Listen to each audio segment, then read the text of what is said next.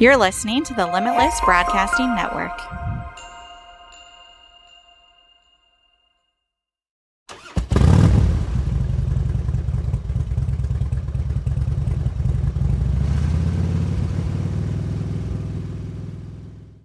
What's your favorite scary movie?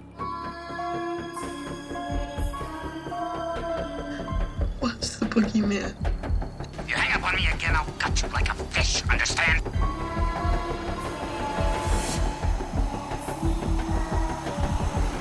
It's showtime.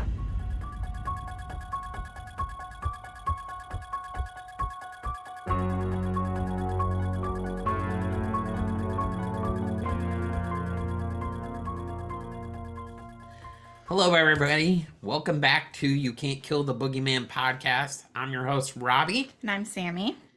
And welcome to Halloween Ends. Finally. It's been a long road to get here, but we are finally here.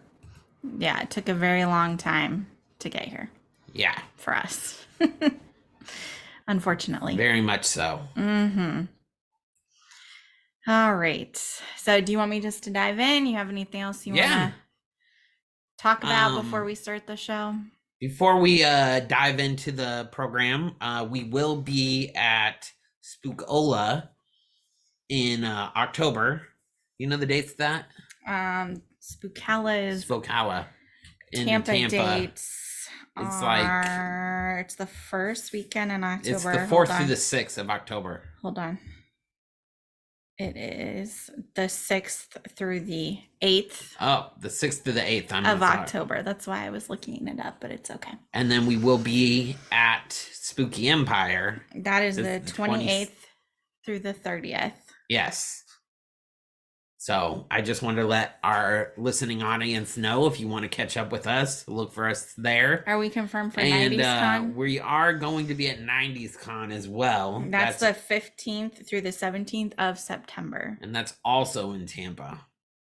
Yes. So Spookala and 90s Con are in Tampa, but two different locations. And then Spooky Empire is in Orlando. So yeah. So if you want to catch up with us, say hi to the show, that's where we will be at. Yep. All right. That's all I have. Okay. Well, then let's get started on the last Halloween movie. The last one. Halloween Ends. All right. So we got some taglines as usual. First tagline, their saga ends. Okay. Fear makes monsters. I do think they push that a lot in this movie. Yeah. Evil meets its end, but probably not really, because that's not a thing. I remember them pushing that a lot. And evil dies tonight. Yeah. Which is from really the last movie, but it's okay. We'll just repeat it for this one, I suppose. Right? So this one, we got the summary. 4 years after the events of last year's Halloween Kill. That doesn't make any sense. Okay. So Halloween Kills happens, and then 4 years goes by. Okay. Maybe they meant last year because that's when the movie came out. I don't know what they mean. IMDb is a struggle sometimes. So 4 years have passed since Halloween Kills. Lori is living with her granddaughter, Allison, and is finishing writing her memoir. Michael Myers hasn't been seen since. Lori, after allowing the specter of Michael to determine and drive her reality for decades, has decided to liberate herself from fear and rage and embrace life. But when a young man, Corey Cunningham, is accused of killing a boy he was babysitting, it ignites a cascade of violence and terror that will force Lori to finally confront the evil she can't control once and for all. Dun, dun, dun. Dun, dun, dun. So this one, as usual, is rated R for gore, bloody horror, violence, language, sexual references, etc. Genre, holiday, horror, mystery, and thriller. Director, once again, is David Gordon Green. He is back. Whole fuck ton of producers, which has been common for these last three movies. So Malika Akkad, of course, Jason Blum, Bill Black, are all producers on the film, and then we have a whole slew of executive producers. So we got John Carpenter again, Jamie Lee Curtis, Ryan Freeman, Andrew Golov, David Gordon Green, Amilcar Jones, Julian Loshaka, I definitely said that wrong. Danny McBride, Nate Meyer, Jennifer Scudder Trent, Ryan Turek, Christopher H. Warner, Attila Sa Usur, and Thomas Zadra. So there you go. The whole list of people. Yeah. Of course they're going to be Jamie Lynn Curtis and John Carpenter. Of course they're going to be executive producers. Gotta They get want that the money. Mm-hmm. So writers on this one, we have Paul Brad Logan, Chris Bernier, Danny McBride, and David Gordon Green. And then you always give credits to John Carpenter and Deborah Hill, who created the actual characters. And, the franchise. Yep. Cinematographer on this one is Michael Simmons. I believe he was the same one as the last movie. And I was going to look and see, just out of curiosity, producers, writers. Yep, same cinematographer as the last movie. This one had a budget estimated of $20 million. Its gross in the US and Canada was $64 million. And its opening weekend, it made its money. Wow. $40 million opening weekend. Well, that's good because the hype was real. Mm-hmm. They were, do you remember the taglines? Death dies tonight. And they were really pushing the whole end of Laurie's storyline. Didn't this movie come out in COVID? Or they pushed it? This one came out October 14th, 2022. Okay, so it was supposed to come out. I did skip that, I'm sorry. Beforehand, but they pushed it to everything COVID. got moved because of COVID. That's right. That's why they said the previous movie came out in 2021. That's why there was such a gap in between there because of COVID. Yeah, so Halloween Kills, let's see, that one came out on October 15th, 21, but it was supposed to come out sooner and it got pushed, and then obviously this one got pushed, so it came out October 14th, 2022. Okay. Its runtime is 1 hour and 51 minutes. It's distributed by Universal Pictures. Camera, an RE Alexa Mini, Cook Anamorphic Eye Hawk V Plus lenses, RE Alexa SXT, Cook Anamorphic, and Hawk V Plus lenses. I don't know what any of this means. So they're not sparing any expense when it comes to production. I believe that's you. That's what that means. That's what you say. I believe you. So the ratings. This one has a 5 out of 10 on IMDb, 40% by the critics on Rotten Tomato, and 57% for an audience score. 5 out of 10. People really hated this. They really hate this movie. Movie. They really do.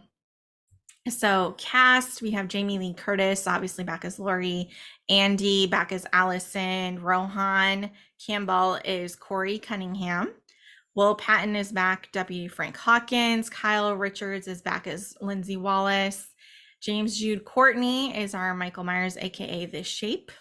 And of course, they have to involve Nick Castle because he's been involved in all of these recent ones.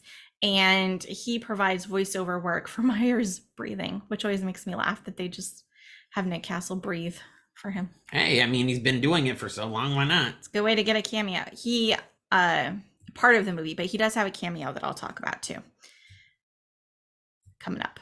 So this was filmed in Savannah, Georgia, and it also listed Salt Lake City, Utah. So I'm not sure where they actually filmed there, but I think most of it was in Savannah. Still dumbfounds me that they let movies like this shot in Utah. The Mormons. I'm surprised too. So you ready for some fun facts? Yes. About the movie? All right. So producer Jason Blum reiterated that while it would not be the final film in the series, obviously, it will be the last Halloween movie that's under Blumhouse. So they will be not be making any more. The rights of the film series reverts back to Malek Akkad following the release of Halloween Ends. And when Akkad was asked about the future, he half-jokingly quoted his father, Mustafa, who'd always quoted series star Donald Pleasance when asked how many Halloween movies he was going to make. He laughed and said, "I'm going to stop at 22. So I bet he's not. They're just going to do these forever. I mean, they're cash cows, right? So in December 2021, they had revealed that Kyle Richards would be back to reprise her role in the film, but initially the character was not expected to return. But following the positive reactions to her performance, they rewrote the script to give her a role. So there you go.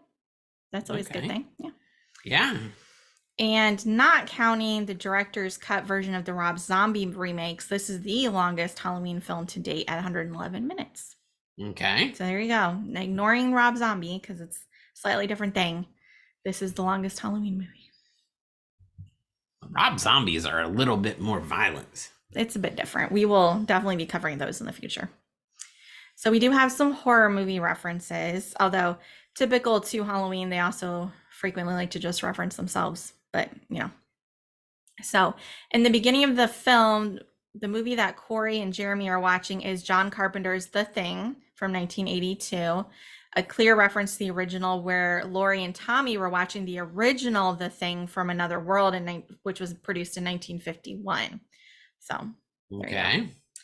Corey Cunningham is a new character that was inspired by Arnie Cunningham from Christine, which came out in 1983.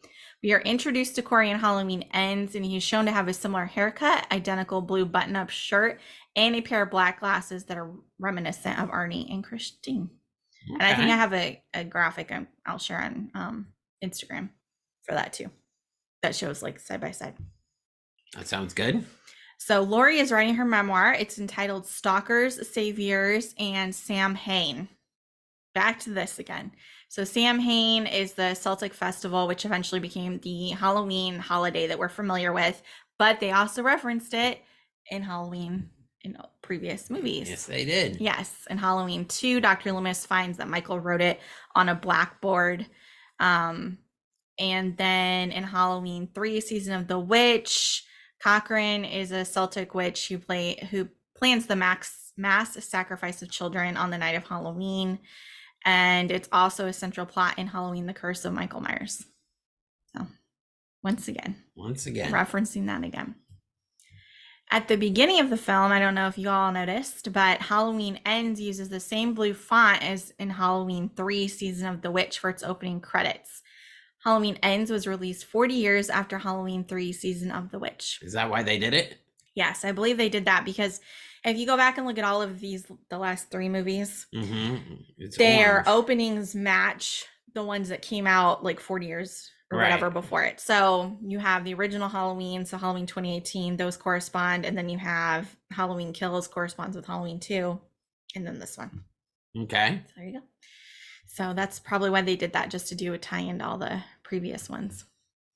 And towards the last act of the film, Allison can be seen wearing an outfit that's very similar to what Laurie Strode wore during the original Halloween. So they dressed them very similarly. The trailers and promotional material for the film frequently used a shot of Laurie in her house, standing in a doorway with Michael off to her right, a recreation of the famous scare in Halloween where Michael comes out of the dark and stabs Laurie. But the shot is actually not in the final film. So it's just in the trailers. So they cut it from the original film, Okay. The high school kids ride in a black convertible, which is an homage to Halloween 5 and the character of Mike, who obsesses over his black convertible in that film. And both cars end up being vandalized. So, yep. Remember that one well. That guy was annoying. Well, these kids were too, I guess. So, it all fits. The use of a vehicle, the tow truck, to attack and kill characters is another nod to Christine, which was also directed by John Carpenter. Yes, it was. There's a scene where Michael is trying to put Laurie's hand in a garbage disposal. That's very similar to Halloween H2O, where he stalks Charlie and then has his hand inside of it trying to retrieve a corkscrew. So, but in H2O, he actually cuts it off. But no luck with Laurie. So sorry, Mikey. Didn't work. After the opening titles during Laurie's voiceover, a newspaper clipping can be seen with a headline stating that the Myers home was demolished following the events of Halloween Kills. So in this movie, there is no Myers home anymore. I don't know why Haddonfield just doesn't ban Halloween altogether. Like, they're kind of stupid because they celebrate it constantly because of Michael Myers and everything. Yeah, why are you throwing parties? Come out and say, Halloween is definitely banned. Like, stop throwing parties on Halloween. It doesn't make any sense. No, I agree. It really doesn't. The movie ends on a series of shots of empty rooms in Laurie's house. It's very similar to how Halloween ends. I liked that because, I don't know, I liked the ominous feeling of it in the original Halloween. You know, and in this one, I guess it was supposed to be more like it's over, but at the same time, like, you know, it's not. Really, it's not. You know, but I like that tie-in. I thought that was cool. Yeah, I thought that was cool as well. When Laurie sees Frank in the grocery store, the song by the band Blue Oyster Cults, Don't Fear the Reaper, can be heard on the store's music station. And that was in the first Halloween film when Laurie and Annie are riding around in her car. So Okay. they love that song. Nice Love to little reuse tie it. in there too. Do a callback to it. During a date with Allison, Corey falls down and does the iconic rise up that Michael Myers is famous for doing. I definitely noticed that when he did that. That awkward where like your arms are like stiff at your side and you just sit up like a zombie or something. Yes. I definitely caught that when he did it. I was like, oop, there's Michael right there. Very weird. There's a shot of Laurie looking down from her home to see Corey near a bush looking up at her from the sidewalk, and then he disappears. And again, this is another callback to Halloween where she sees Michael in the backyard and then he disappears. Caught that. That was pretty obvious, I feel like, but another way to figure out that Corey kind of sucks. Another little hint there. In the climax of the film, the character of Laurie hides from the shape in a closet with a see-through door, much like the original film. But in the main difference is that in this film, she attacks Michael or the shape by jumping out of the closet and not the other way around. So good for her. You know, she's not a victim in this one as much as she was the first time. Taking back her power. Laurie Strode and Lindsay are the only characters to survive from Halloween 1978 to the end of Halloween Ends. Lindsay is actually the only character to survive her appearance in the series every time she's in a movie. So she lived through Halloween 1, 2, 4, 9, 12, and 13. So good job, Lindsay. She's a final girl. She made it more than Laurie because Laurie was killed off in one of those. Well, technically more than one. There were some like director's cuts where she was killed off. But we know Lindsay is the badass, I guess, in this. Yeah. Because she's really the final girl because she made it in all of the movies. Yeah. No one wanted to kill Lindsay off. Or she just knew how to run the other way. I know, right?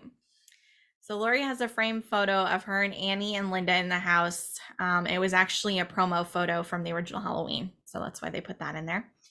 And in a reversal of events from the original Halloween film, Michael stabs Laurie in the ear with a knitting needle. That was a good callback too. And I like the reversal that they did on that. Yeah. Where she's trying to attack him once again with it. And he's like, no, bitch, I've seen this. I remember. I've done this before. I got you. At the beginning of the film, Oscar's mom from Halloween Kills is shown to have hanged herself while wearing his devil's costume from Halloween. That's kind of sad. That sucks. But, like, I have questions over on this. So, he died very, like, brutally in that costume. Yeah. Why did she still have it? I don't know. Like, did she wash it? Because that's got to be, like, super covered in blood. From hanging? No, not from when she died, from when he died. Yeah. Because he was the one who had like the thing through his face. Yes, right? yeah. On the fence. Yeah. That's pretty gross. I don't know. Like, what a horrific thing to keep a hold of. I mean, maybe she bought another one. I don't know. Maybe she bought another one, but I don't know why she'd buy another one. I don't know. I have questions about this. That's just crazy. Anyway, so when Allison takes Corey to a Halloween party at Lindsay Wallace's bar, Corey eventually starts to panic as his past comes back to haunt him, and he ends up scrambling around the room, and he bumps into this older man in a trench coat. When he encounters Corey, the man pulls the coat open to reveal that he's covered his body with fake human organs and grins, and he asks, "See anything you like?" And that was none other than Nick Castle. Nick Castle, yes. Exactly. Which we instantly recognized him. You're like, it's Nick Castle. He actually has lines. We're like, look at that. He's not just standing and being creepy. No. Good for you, Nick Castle. Nick Castle has done things. I know, but I mean, directed... in the Halloween franchise, he's literally been breathing or standing and looking creepy in the mask. Those have been his two parts. So that's what I'm saying. Like, good job. You got a speaking part. That was a lot of fun. Good job. Yeah. Not that he doesn't. Obviously, he knows what he's doing because he's been successful at a lot of other things. So this one for killer facts, we have 18 deaths in this movie. Okay. So Jeremy Allen, his neck was broken after accidentally being knocked off the balcony by Corey. You remember? Well, I think the kid in the beginning had it coming because he was fucking around and So he trapped him in that room. He trapped him upstairs, and then when he flung open the door, he went over the banister. It was an accident. That was definitely not his fault. The kid was fucking around, and he deserved what he got. It was truly an accident. And yeah, that was a pretty horrific thing, though. And then the fact that the parents were basically like, you did this to him. Well, I mean, technically, yes, but it was an accident, and that kid should not have been locking him in that the attic or whatever it was. Yeah. You know, I'm your babysitter. I'm like your parent. You need to chill out. Yeah, he was super disrespectful. I agree. And I feel like he deserved what he got. So then there's a man and a woman who were shot in the head, but it's not clear who did it, and it was off screen, so I don't really know what happened there. And then we have Mrs. Burlucky, who committed suicide, as we said, by hanging herself off screen. Nelson Christopher was stabbed to death by Corey in self-defense. Officer Doug Milani was held by Corey, allowing Michael Myers to slice open his throat and stab him repeatedly with the kitchen knife. That was pretty brutal. That was pretty brutal. That death, especially the way that Corey just like held him there and then just let Michael do his thing. Like, yeah, that was pretty messed up. Dr. Mathis was stabbed repeatedly in the face by Corey with a corkscrew. Yeah. Not the best way to go out, I would think. No. Seems a bit awful.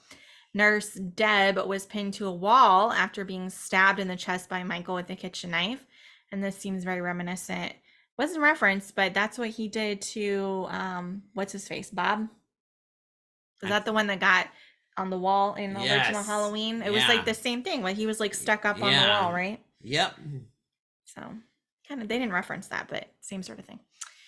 And Billy was stabbed in the eye by Corey with a drumstick off screen. Oh. Very gross. Once again, Stacy was killed by Corey with a wrench off screen.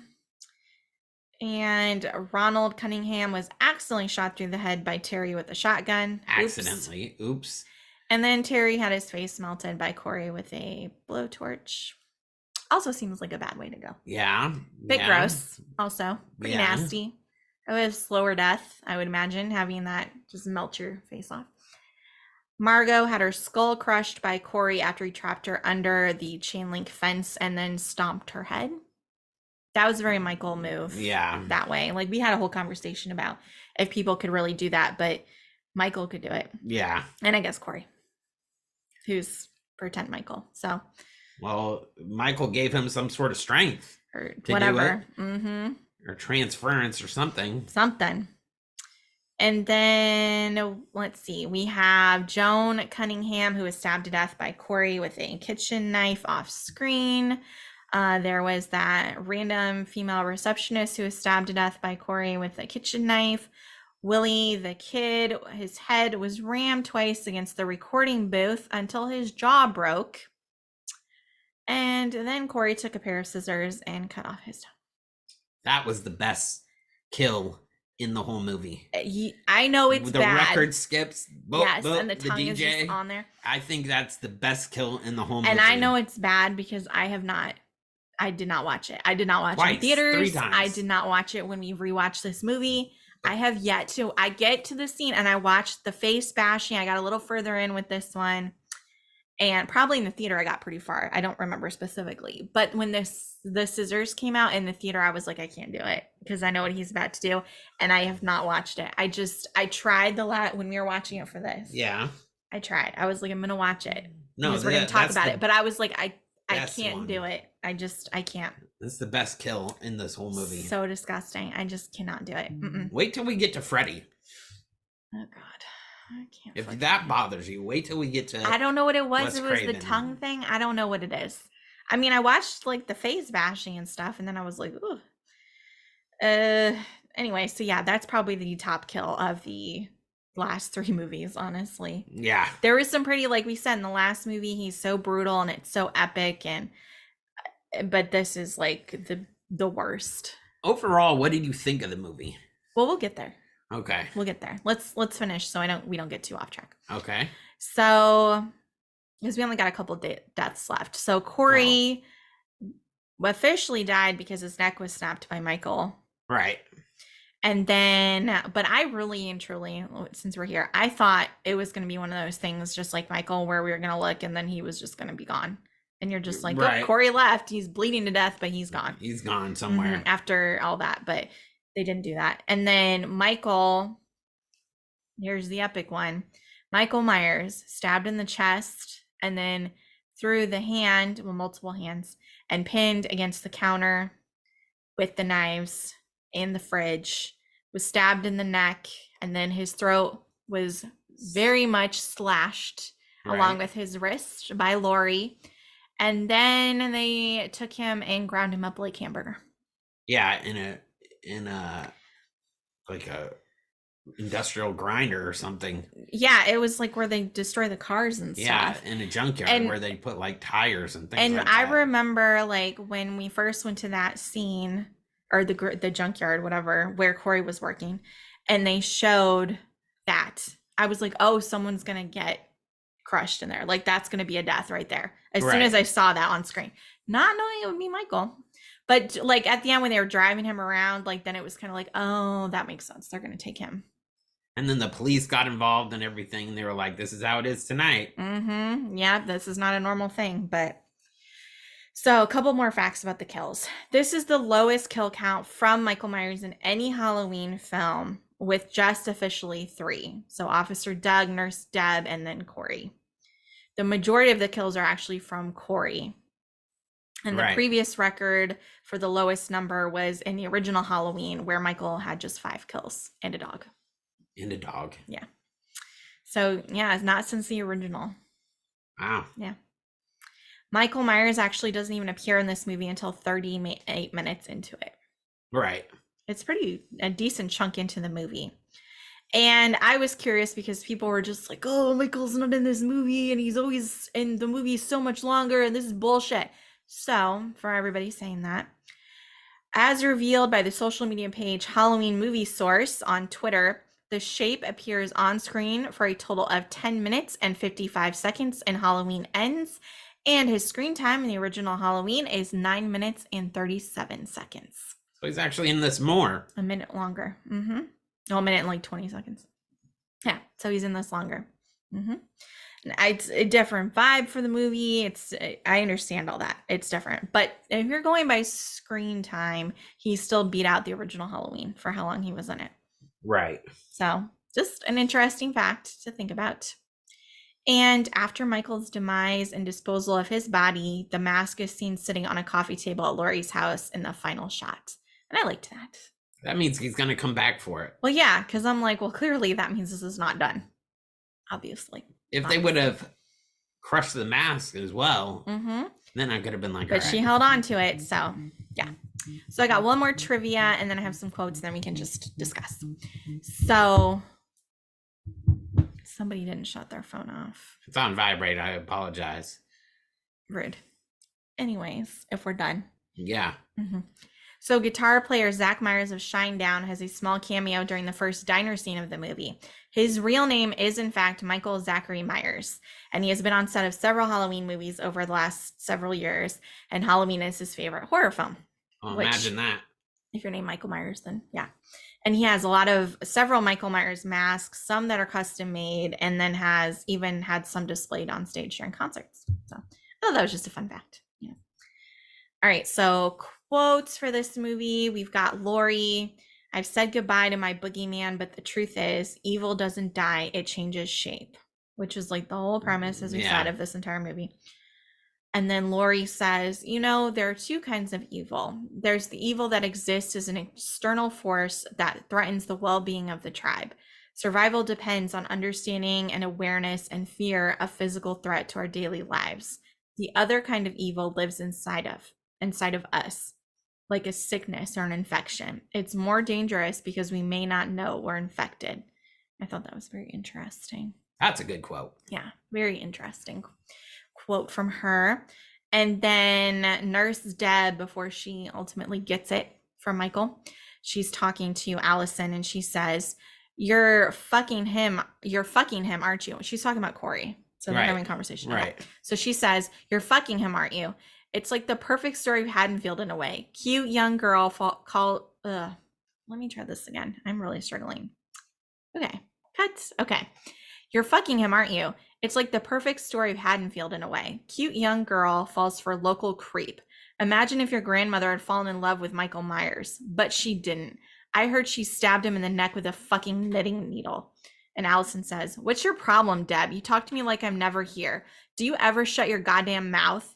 And then Nurse Deb, I believe after a brief pause, says, "I know, right? I know I talk too much. I just get so excited about all that boogeyman bullshit." And I was like, yeah, that's like Haddonfield in a nutshell. Yeah. Really, truly.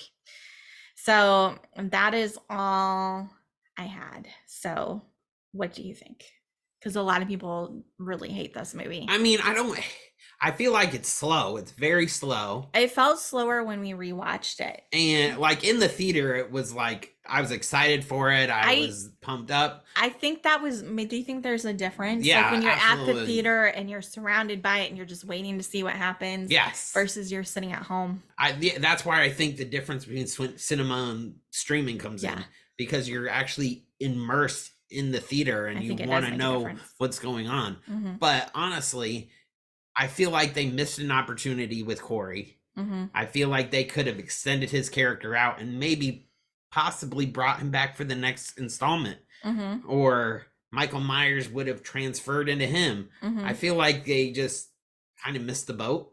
Yeah. I think the idea was really interesting how they keep saying like they were making a whole point of how this was an accident from Corey, but they needed a scapegoat. They need someone else to blame. There's even a whole conversation where the mom of the kid who died is like basically yelling at him, and then we find out that essentially it feels like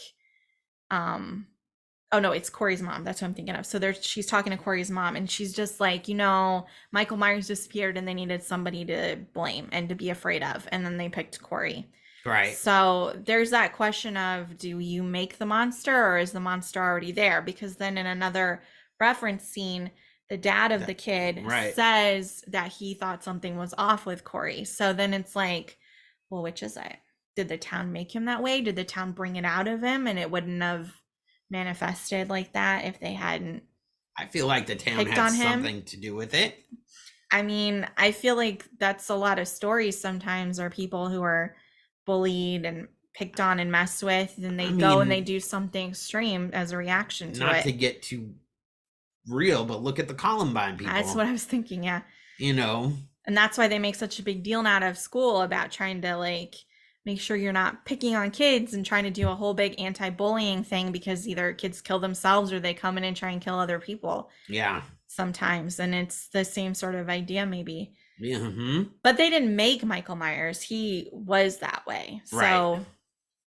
But I do agree, the town needed somebody to blame, and he just happened to be that next person in line. Mm-hmm. I don't understand why he just didn't move away, him and his family. Yeah, right. Why did they stay in Haddonfield? Yeah, what forced them to do that?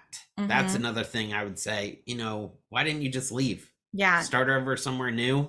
Exactly. I mean, I don't think there was a trial. Did they say there was a trial? I think they did do a trial. I think there was something, and then they basically were like, it was an accident. So, I mean, nothing really came about it because he didn't do it on purpose. But yeah, I would have left. Mm-hmm. What do you think about the movie? It was kind of slow, and it was slower than I remembered. And I still don't mind it, like the whole idea of it, but I guess I do wish maybe they went more of the route, like some of it with Michael. I do think some people had a point where he found him and Michael was just like living in the sewer or whatever with that homeless guy, and he wasn't doing anything and he didn't really fight back and all that. Like that didn't really, I guess, vibe with the Michael that we know. Because Michael would have never let someone take his mask. He would have been like, "The fuck you doing? Like, that's it. We're done. We're not messing around anymore. I'm gonna bash your face in." So it would have been more interesting to see not maybe that weakness, but more him just seeing whatever he sees in Corey and then just vibing with him and being like, "All right, let's go kill some people. Right. Friend, come on. Let me teach you. Let me bring you under my wing or something." Mm-hmm. And let me give you the powers that I have. And it kind of went a little bit like Ghostface to a certain extent, because the whole point of Scream for the last 20 years or whatever, people keep putting on the ghost face mask and the ghost face costume and like idolizing the people that came before them and killing Yep. whatever their reasoning is. And you did have Corey doing the same sort of thing with Michael, idolizing him and going out to get his revenge and killing people. Right. But it wasn't the same, you know, setup, I guess. So maybe if there was more of a setup, maybe if we had more of it going from the second movie to this one and it wasn't just all in this movie, I don't know if that would have helped the storyline. But I don't hate it by any means. No, I don't hate it. I Mm-mm. just think it moves slower. I think they missed the opportunity. I mean, I still liked it. It was still entertaining. Mhm. I mean, not every movie can be the same or a carbon copy of another or wouldn't be entertainment. I just feel like we could have done more with the characters and they should have done more. I'm curious to see who's going to pick up the mantle and move this story forward. I wonder if they'll do Allison. I mean, she's really good in this. I Or mean, if it'll be a whole new I mean, thing. they set her up. I mean, maybe Michael Myers goes after Allison next. But depending on what's going on, they did a good job of setting that portion up. Yeah, I'm curious to see when the next one comes out how they make up for the storyline, because we've had Michael killed before and they made up some bullshit, but they like grinded him up into it. I'm wondering how he's gonna like come back. Yeah, I'm not sure what the excuse is gonna be for him coming back this time. I'm not sure what they'll do. They'll figure it out. They're clever. Mm-hmm. That's why there's so many producers on a movie to say, oh, remember this, that, and the other. I would be curious, not if Jamie Lee Curtis comes back as Laurie, because she spent a lot of time campaigning this last series and this last movie to say like this is the end of Laurie, which I thought meant okay, she's gonna die. I thought Laurie was gonna die at the end. She made it through. They let her have a happy ending. So whether you think that was appropriate or not, that's what they did. And I'm curious if she would come back ever as just like a producer on the film, just to give like her 2 cents on it, but not to actually act. I could see her doing that. I mean, could see that. She was in Halloween 3. So I could see that. Yeah, like just, you know, to help guide it, but not really to be in it. But do you like that they gave Laurie a happy ending, or do you think she should have died? I could see it both ways. I agree. I mean, both ways I could see it. I mean, it would be a bit more of a twist if she would have died at the end. But I could see it both ways. I mean, it would have said something if they both went down together, her and Michael. Yeah, like if they both would have killed each other, that would have been a better ending, a better story. You know, that's why I'm saying they missed the mark. They did have a different ending, and they actually had to go back and reshoot the one that they did. It got leaked? No, they did test screenings and audiences were not into it. So they actually had done a different ending and they had to redo it. And this was the one they ended up with. Wow. So I wonder what the last ending was. I think it was, I can't remember. I know I read about it, but I feel like it was like a softer ending. And I don't think that they ground Michael up or anything. I don't think that was part of it, but no. And I thought it was interesting how the whole town of Haddonfield came out to follow Michael's dead body out while they destroyed him. That was a town thing. Everybody's comparable now. Yeah, the whole town was involved. So that was interesting. And I mean, the whole point of them always needing someone to blame, like, what are they going to do now? Do you think there's going to be another person out there that gets all this shit? I don't know. Maybe. I mean, Corey's dead now. Michael is dead, supposedly. It's going to be interesting how they're going to put it back together. What his next revenge is. So I think this movie as an ending for Laurie and Laurie's storyline was well done. Okay. Maybe not as much for Michael. Right. Because of the decisions they made. Right. No, I can see that. So that might be part of why I can't make up my mind, you know, and I don't hate it, because I really did like all of Laurie's storylines. I liked her writing her book and her trying to have a normal life, and then people are just like accosting her in the grocery store parking lot. Oh, like, look what you did to my sister. Like, bitch, she did not do that to your sister. You think she asked Michael to come out and she was implying like, oh, you baited him, whatever. Like, he was coming regardless. And that's not fair to blame Laurie because your sister's husband died or whatever, and then she got stabbed. But it was a good callback. They did Really, it's from just the last movie. town. Mhm. Like, it goes back to Corey. Like, Mhm. they need somebody to blame. Yeah. And they were blaming Lori, and she wasn't taking it well, even though she tried to pretend like it was fine. But that's, why she was such a recluse, I feel like. Right. And they had been pointing that out for all the movies, and then in this one you could kind of really get it because people are just yelling at her if she was out and about. I don't know why she doesn't leave either. Lori was there because at the end of the day she did want to fight Michael. Like, right.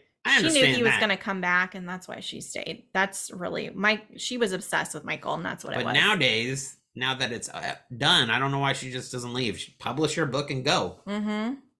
I did like in the movie when we were getting to the climax scenes, and she was doing that whole fake out with the gun. Like she's gonna kill herself. I herself. remember in the theater, I was like, this is some bullshit. There's no way that Laurie Strode is going to go out by killing herself. Are you kidding me? But I liked the way the scene was filmed because you did have that question about what was going on and how she was looking all weak and holding up to her head and being so dramatic about it, all for show. And then you hear the shot and you see the stuff splatter, but it's just the pumpkin. Right. I did kind of like that scene though, the way they set it up. But in my head, I was just like, if this is the way that Laurie goes out, I'm going to be pissed. Right. I'm like going to walk out of the theater. Right. I'm not going to tolerate this very well if this is how they do it. But they didn't. And I liked how she was just like, are you fucking serious? You thought I was going to kill myself? I did like that. Made it too easy for you. Uh-huh. I liked that bit when she was just like, you've got to be kidding me. Clearly, I wouldn't do that. And I'm like, yes, you would not. That's true. But yeah, any other thoughts you want to share about the movie? No, I'm just curious to see how it's going to move on.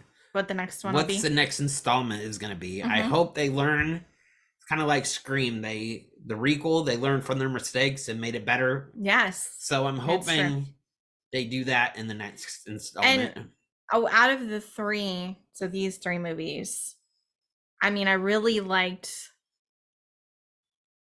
Halloween 2018 and Halloween Kills. Yeah. Which one is your favorite?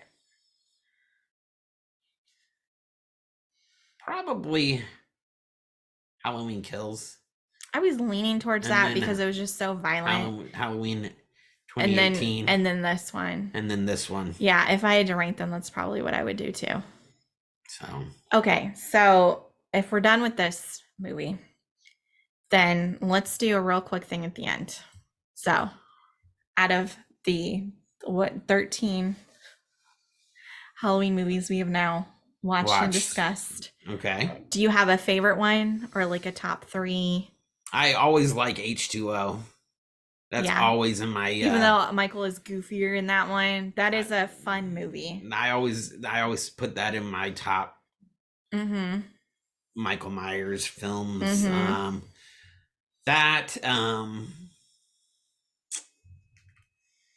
liked, I liked the later ones in the so I liked Halloween Kills, I liked Halloween 2018, and I wish they would have done better with this one. But I mean, I liked Season of the Witch, but for what it was. I did like Season of the Witch too, even though it wasn't a true Michael Myers movie. So, but I would say one of my favorite ones is Halloween H2O. Yeah. Yeah.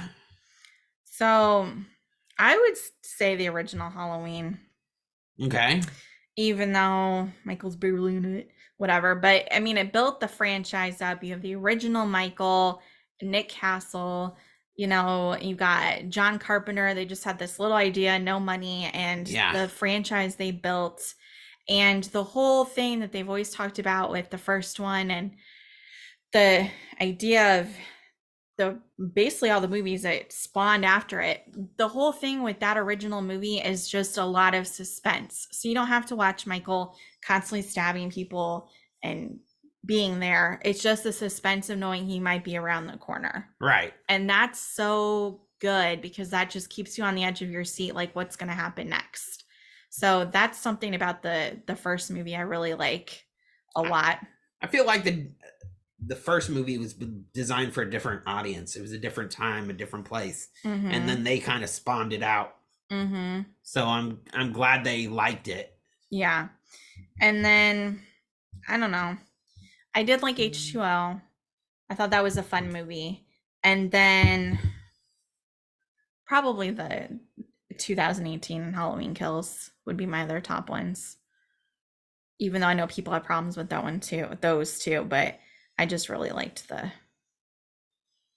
Right. I liked the Michael and I liked the storylines and all of that. Right. It made And sense. I liked that Lori wasn't just a victim in the newer ones, that she was trying to get rid of him and fight him, and she was crazy, they said, but stronger, and she really knew what was coming. Right. So I liked that bit too. I was trying to find, because I know I have it saved somewhere, all the Michael masks. But which movie do you think is the worst, or do you have like a least favorite?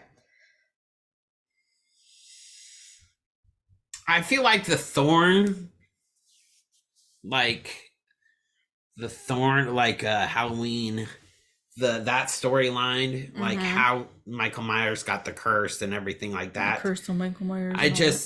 I wasn't feeling that. I feel like those kind of dropped the ball as well. I mean, for such a good franchise, they've dropped the ball numerous times because they know with the storylines. Yeah, with the storylines. Yeah. I mean, I would agree with you. And the thing was, when they were doing that whole thing with Jamie, I didn't really necessarily mind it, but I did not like the execution of it. I feel like Jamie should have came back as a killer. I would have, just like Donald Pleasance had pointed out even then, that they should have went that direction with her, right, joining forces with Michael, right. But they didn't, and that is what it is. But yeah, to have her come back, and then in the next one she can't talk and figure. I didn't ever understand why she was there, and was she kind of like in a prison or she was in that, like, it was in like a home for kids. It's a group home, I think, for like mentally because unstable kids. Parents didn't want her anymore. No, I think she needed the care. Like, she was with nursing staffs and stuff because she's got, it was like a mental because after facility. What happened with her, she went crazy. Yeah. So yeah, I agree with you on that. So yeah, I just feel like they missed the mark again. For me, it will continue to be, no argument, Resurrection. That is the stupidest Michael Myers movie. Dangertainment. I feel so bad because that's pretty funny. I like that you do the Dangertainment thing, though. That does make me laugh. It's so dumb. The only reason that movie is good is because of Busta Rhymes. It has some good actors in it. Right. But that's why I'm like, what did you do? You put all these people together and then you just made garbage. Like, right. That is the one the first time we ever watched it, I was just like, what the fuck? And then anytime we rewatched it, I'm just like, I can't do this movie. Like, even though the Jamie storyline really annoys me and I have a lot to say about it, I just feel like I don't have much to say about Resurrection other than it's just stupid. Like, yeah. I just do not like it. No. Mm-mm.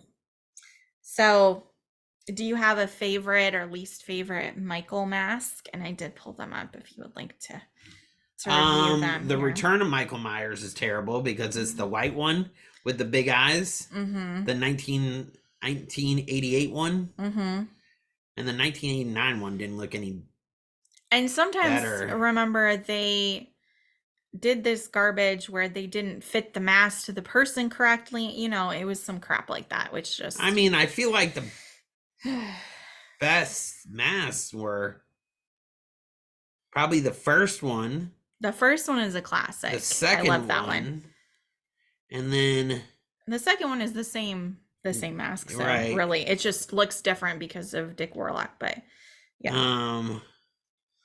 This one does have the Rob Zombie ones on there, so pretend they're not there, because Halloween in 2018, Halloween Kills, and Hollywood Ends. Mikey up there is from Halloween Kills, so obviously we like that mask because I bought it. But yeah, I mean, just looking over the masks, I feel like the best one is Halloween Kills. I really like Halloween, the original. I really like Halloween 2018. And I do like that burnt, crusty garbage that they have going on in Halloween Kills. I do.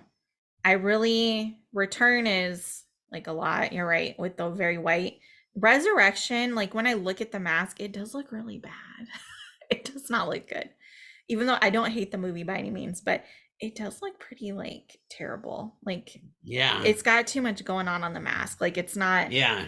faceless enough. I don't know. It's just strange. And I think that was the one where they were doing like CGI masks and shit. They were having like issues with it, if I remember right. So Right. Yeah. yeah, that one does not look so good. I think it's the eyeballs maybe from H2O. H2O is okay. I think it's the eyeballs, but then I feel like they need to be blacker. yeah, and I'm sorry. And then Resurrection is the one I really don't like because of the facial definitions. I feel like if in H2O, even though I like the movie, if they would have made the eyes blacker, like Donald Pleasantry said, yeah, they cut black it too, eyes. they cut the eye holes too big. I Yeah. think. Or they didn't do makeup underneath or something. They should have just kept it. That's one thing about Michael. He has black eyes. Yeah. And in that one, you could see him, and you're just like, that doesn't make sense. But Resurrection, I'm sorry, that was the one I was talking about that had too much facial definition on it. So the movie's stupid. The mask is stupid. I just don't like it. That's it. And then I don't know if you have a favorite Michael, meaning like which actor? Yeah, if there's like one in particular. And again, if you want to look at the for remembrances, you can look at the photos. But Nick Castle's always great. Yeah, he's Warlock is always great. Yeah, Halloween 2. Yeah. I feel like those two are always safe bets when it comes to Halloween. I mean, Dick Warlock and him. I really like James Jude Courtney in the last 3. Yes, I think he did an excellent job. I follow him on Instagram. Yeah, I think he did an excellent job at being Michael. I think he's great. I think everybody did what they could with the character for what they were given, whether the movie was stupid or not. I don't think there was anybody, in my opinion, who did a horrible Michael job. The mask may look dumb, but I don't think necessarily anybody portrayed him poorly. Right. You know, I know some people give Chris Durand shit because they said Halloween, like I said before. They think the H2O one is too goofy.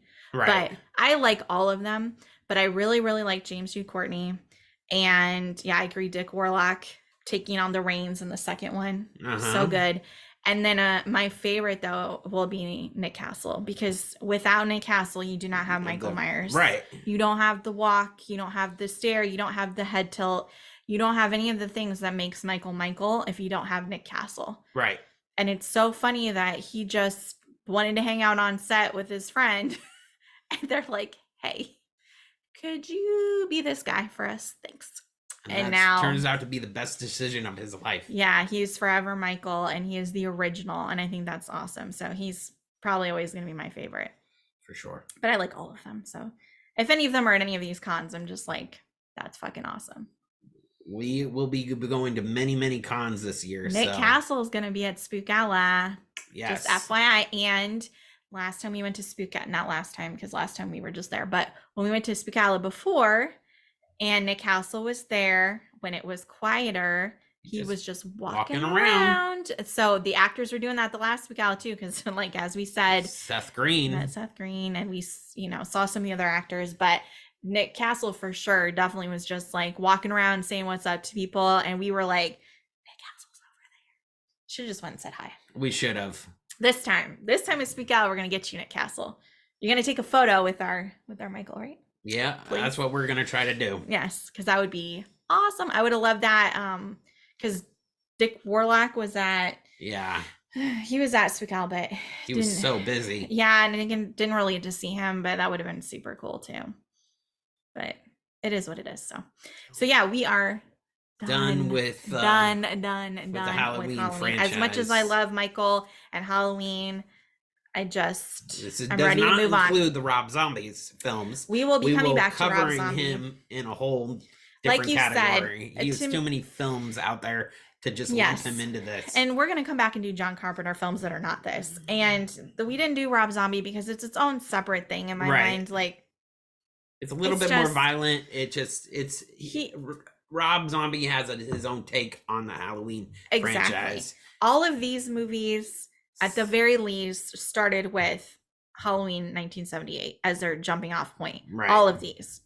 Rob Zombie was like, nope, I'm going to redo The whole thing starting from the beginning. So that's why we were like, we'll do that as a separate thing with Rob Zombie, because it is going to be a different, totally look, different feel, everything. Yeah, it's a bit different from these. So. Yeah, for sure. So next week, we're going to be discussing Monster Squad. We're going to switch it up. We're going to do a little bit more of a fun movie. One of Robbie's favorites. Yeah. If you guys like Monster Squad, let me know in the comments. Yeah, we were like, we will switch it up a little bit and do some fun horror, scary movies. And then we're going to do Lost Boys. Yeah, the series. Yeah, we'll go ahead and do all those because why not? Again, a little more on the lighthearted side. And then we'll get back into the slashers. And then we'll pick what we want to slash up next. Not sure where we want to go. Maybe we'll kind of figure it out based on the cons we're going to. We'll look at some of the guests and maybe. Yeah. Because I know I have not seen nearly as many horror movies as you have. Right. So definitely check out our Etsy store. Please. It's 1950 Studios on Etsy. Mm-hmm. And that's where you can find all of our horror merchandise. There are Jason shirts. Several Jason shirts now. Yes. There's a Snape shirt. Halloween shirts. Screams on there. Mm-hmm. I'm going to just do abundance of shirts. But if you want to see the up-to-date designs that we're offering, check that out. Mm-hmm. We will have them available at the cons we go to. Some things you can get exclusively at the cons that you can't get on our Etsy store. Yes. Mm-hmm. So yeah, just be looking for us on Instagram and just let us know. Come up and say hello if you see us at the cons. Yep. And don't forget to follow our Instagram at Boogeyman Pod plus Limitless Broadcasting. If you want to check both of those out. Limitless Broadcasting posts about all of our podcasts. And obviously Boogeyman is just, creepy stuff. Spooky. Right. Spooky stuff, as we say. All right, guys. Well, thank you for tuning in to this episode. Please like, subscribe, comment, share it with a friend. Really helps our content out. Thanks. Yeah. Until next time. We'll see you. Bye.